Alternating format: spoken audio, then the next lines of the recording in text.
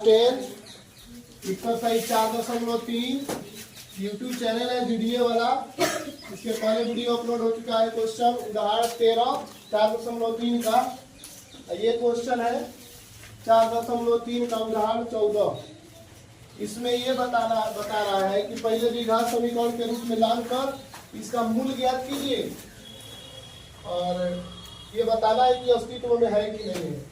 तो इसको सबसे पहले हम सवाल को उतारेंगे और बटा पर का जोड़ जैसे बनाया जाता है वैसे ही इसको बनाया जाएगा। तो एक एक्स बटा एक लिख देंगे, अपना मर्जी से एक लिखेंगे।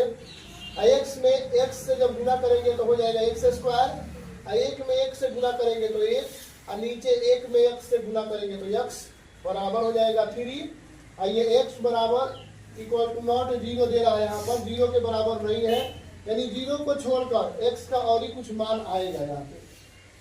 तो इसलिए अब लिखे हैं यहाँ पर x से भागा है तो इधर जाके गुना हो गया ये 3x, और लिखेंगे एक्स स्क्वायर प्लस 1, और x से जब भागा है तो इधर जब गुना होगा 3x, और इधर जब बराबर के लेफ्ट साइड खींचेंगे इसको तो ये माइनस 3x हो जाएगा, और प्लस 1 और इधर हो जाएगा। तो ये जब तुलना करेंगे हम ax square plus bx plus c बराबर 0 से तुलना करने को 0 से तुलना करने पर जैसे ही इसे हम लोग तुलना करेंगे तो a का मान पता चलेगा। a बराबर यहाँ पे एक्स स्क्वायर के गुणांक जो भी हो, यहाँ पर कुछ नहीं दिखाई दे रहा है, मतलब एक छुपा हुआ है। अब b का गुणांक यहाँ पे x का गुणांक लिखेंगे, वही b का गुणांक यहाँ पर b का मान होगा। x का गुणांक है -3 तो लिखेंगे -3। c बराबर यहाँ पे 1 है तो यहाँ पर c के सामने वाला जो भी हो उसे तुलना करने में पता चलेगा 1 है तो 1 लिखेंगे। a का मान 1, b का मान -3, c का मान 1। अब इसको निकालेंगे डिस्क्रिमिनेंट अर्थात विविक्तर या विवेचक। इसका फॉर्मूला होता है b स्क्वायर माइनस 4ac बराबर लिखेंगे b के जगह पर है -3 का वर्ग करेंगे -4, a के जगह पर है 1 और c के जगह पर भी 1 है, और 3 का वर्ग करेंगे -3 का, ये हो जाएगा 9, और 4 कम 4 और फिर 4 से गुना करेंगे तो 4 होगा। 9 में से 4 घटाएंगे 5, तो यही आपका d का मान हो गया। d आप देख रहे हैं 0 से क्या है बड़ा है, +5 आ रहा है, इसका मतलब d का मान जो है 0 से बड़ा है। तो इसका अस्तित्व के बारे में आप लिख सकते हैं कि इसका अस्तित्व जो है वह इसका मूल, अस्तित्व के बारे में पूछ रहा है तो इसका मूल वास्तविक और असमान है। d का मान जब बड़ा हो 0 से तो इसका मूल वास्तविक और असमान होगा, वास्तविक और असमान होगा। इतना लिखना जरूरी है, इसमें असमान होगा। पहले इसका जब मूल पता चल जाएगा क्या होगा तब x का मान निकालना है। किसमें x का मान निकालना है, तो ये जो द्विघात समीकरण दिख रहा है यहाँ से ये x square minus 3x plus 1 बराबर 0 में x का मान निकालने के लिए श्रीधराचार्य जो भारतीय गणितज्ञ है उन्होंने एक नियम बताया था, द्विघाती सूत्र से हल निकाला था कि x का मान निकालने के लिए फॉर्मूला होता है -b प्लस माइनस √d बटा में 2a होता है फॉर्मूला। जब आप d का मान निकाले रहते हैं तब इसका फॉर्मूला ये लिखते हैं। जब d का मान नहीं निकाले रहते हैं और इसका अस्तित्व के बारे में कुछ नहीं पूछता है तो डायरेक्ट d वाला d के जगह पर फॉर्मूला लिख देते हैं b स्क्वायर माइनस 4ac।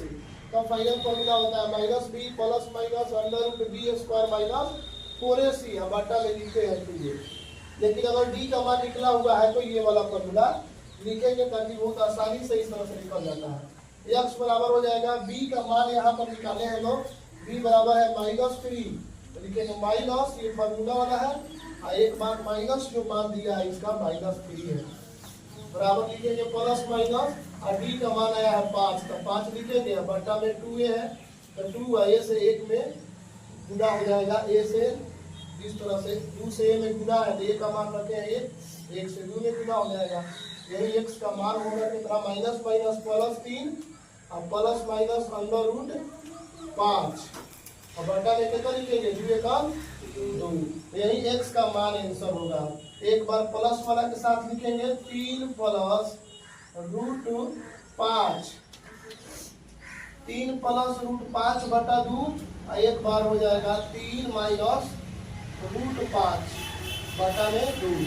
यही 2 का आंसर होगा इसका 3 x बराबर 3 प्लस रूट 5 बटा 2 कॉमा एक और ये होगा 3 माइनस रूट 5 बटा 2। इसलिए यहाँ पर लिखा गया था कि इसका मूल वास्तविक, ये वास्तविक मान है और असमान होगा, यानी अलग अलग होगा। देखिए एगो प्लस वाला है एगो माइनस वाला है, 2 अलग अलग नहीं है मूल, इसीलिए लिखा गया असमान होगा। यही इसका फाइनली आंसर हो गया। ये सिद्धाराचार्य नियम से निकालते हैं पूरा। अब इसको बनाते हैं, इस तरह से भी सवाल दिया हुआ है आपकी किताबों में। इसमें भी बटा पर का जोड़ ही बनाते हैं। सबसे पहले बटा पर का जोड़ बना करके हम द्विघात समीकरण इसका निकालेंगे, तब इसका अस्तित्व ज्ञात करेंगे। तो वही नियम है, x माइनस 2 से पहले 1 में गुना करेंगे तो ये हो जाएगा x माइनस 2 और फिर माइनस फॉर्मूला में है x में 1 से गुना करेंगे तो क्या हो जाएगा x, और फिर नीचे x में x माइनस 2 से गुना करेंगे तो पहले हम x में 1 से गुना करेंगे तो x स्क्वायर, इस तरह से गुना कर देना, गुना कर देना, x में 1 से गुना करेंगे x स्क्वायर माइनस 2x और बराबर इधर कितना लिखा है 3 तक 3 लिखेंगे। x में गुना किए हैं इसमें x स्क्वायर और x में माइनस 2 से गुना किए माइनस 2x। देखिए यहाँ पर प्लस x है माइनस x है तो ये क्या हो जाएगा, कट जाएगा, बचेगा खाली माइनस 2 और बटा में कितना होगा x स्क्वायर माइनस 2x बराबर इधर 3। अब इधर ही भागा के रूप में है, उधर जाएगा तो क्या होगा गुना हो जाएगा, तो लिखेंगे माइनस 2 बराबर, जैसे ही इसमें गुना होगा तो ये दोनों से गुना होगा एक में, 3 से जब x स्क्वायर में गुना होगा तो ये हो जाएगा 3x स्क्वायर और इसमें जब गुना होगा प्लस माइनस माइनस 3 गुना 6x हो जाएगा। ये 3 से दोनों में गुना होगा तो हो जाएगा 3x स्क्वायर और 3 गुना 6 माइनस 6x बराबर के उधर चला जाएगा गुना के रूप में। अब सबको हम इसको उधर भेज दे रहे हैं लेकिन लिखेंगे इधर समीकरण के रूप में, तो लिखेंगे 3x स्क्वायर माइनस 6x तब माइनस 2 को जब उधर भेजेंगे तो हो जाएगा प्लस 2 और इधर 0 बच गया है तो हम इधर 0 लिख दे रहे हैं। तो इस प्रकार मेरा द्विघात समीकरण को बनके तैयार हो गया। अब इसमें भी हम तुलना करेंगे किससे, ax square plus bx plus c बराबर 0 से तुलना करने पर या कंपैरिजन करने पर, इंग्लिश मीडियम वाले सोचते हैं कंपैरिजन, कंप्राइज कर लेंगे उसमें, तुलना करने पर हो गया। जैसे ही तुलना करेंगे तो a का मान आ गया 3, b का मान आ गया माइनस 6, c का मान आ गया 2।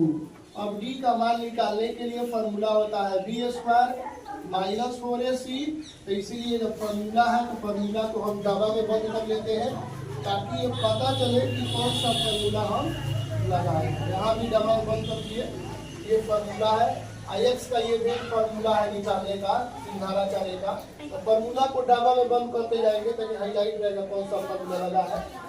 इसके बाद इसमें अब इसका मान निकालेंगे। b का मान कितना है माइनस 6 का वर्ग करेंगे और माइनस 4, a का मान कितना आया है 3 तो 3 लिखेंगे और c का मान आया है 2 तो 2 लिखेंगे। अब गुना कर लेंगे, 6 के 36 हो जाएगा, वर्ग निकालेंगे तो 4 के 12, 12 गुना 24 हो जाएगा। जब घटाएंगे 6 में से 4 घटाएंगे 2 और 3 में से 2 घटाएंगे 1, अर्थात d का मान आ गया 12। तो पता चल रहा होगा जब d का मान 12 आ गया तो कि d जो है ये बड़ा है 0 से, इसलिए इसका मूल वास्तविक और असमान होगा। इसका मूल वास्तविक इसका मूल वास्तविक और असमान होगा, वास्तविक और असमान होगा। जब ये पता चल गया कि इसका हल जो है असमान आएगा इसका आंसर, तो अब फॉर्मूला लिख देंगे डायरेक्ट। जो द्विघात समीकरण आया था 3x square minus 6x plus 2 बराबर 0। अब इसमें x का फॉर्मूला लिखेंगे minus b plus minus under root d अब बटा में 2a, ये वाला फॉर्मूला का अप्लाई करके ये फॉर्मूला किस नियम से आता है? तो श्री धारणाचार्य जो भारतीय गणितज्ञ थे उसी ने ये फॉर्मूला दिया था। तो वही x का मान अब निकल जाएगा -b, b का मान -6 है, और plus minus under root b का मान 12 है, और बटा में 2a है, 2a एक जगह पर 3 है तो 3 लिखेंगे। x का मान आ गया minus minus plus 6 plus minus under root 12 का वर्गमूल जो होता है 2√3 होता है, 2√3 होता है। कैसे निकलेगा ये पता तो कैसे चलेगा?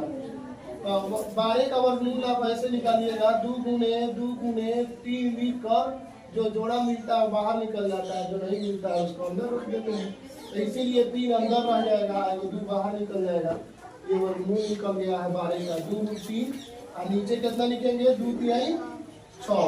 अभी दोनों में से 2 कॉमन निकल सकता है, तो x बराबर हो जाएगा 2 कॉमन जब निकलेगा तो 2×3 6 प्लस माइनस ये बच जाएगा कितना? √3 कोष्ठ में लिख देंगे, और बट्टा में लिखेंगे 6, 2 से कट जाएगा, 2×3 6 हो जाएगा। अब x का मान फाइनल हमारा आंसर होगा, ये एक बार 3 से इसमें भाग कर दे रहे हैं, एक बार प्लस के साथ लिख दे रहे हैं, एक बार माइनस के साथ लिख दे रहे हैं। तो 3 प्लस √3, अब बटा में लिखेंगे 3, एक बार लिखेंगे 3 माइनस √3, और बटा में 3। यही मेरा फाइनल आंसर हो जाएगा, 3 प्लस √3 बटा 3, एक बार 3 माइनस √3 बटा 3। इसी तरह के वीडियो को देखने के लिए लाइक करें, सब्सक्राइब करें। यदि पसंद आ रहा है वीडियो तो अपने दोस्तों के साथ शेयर करें।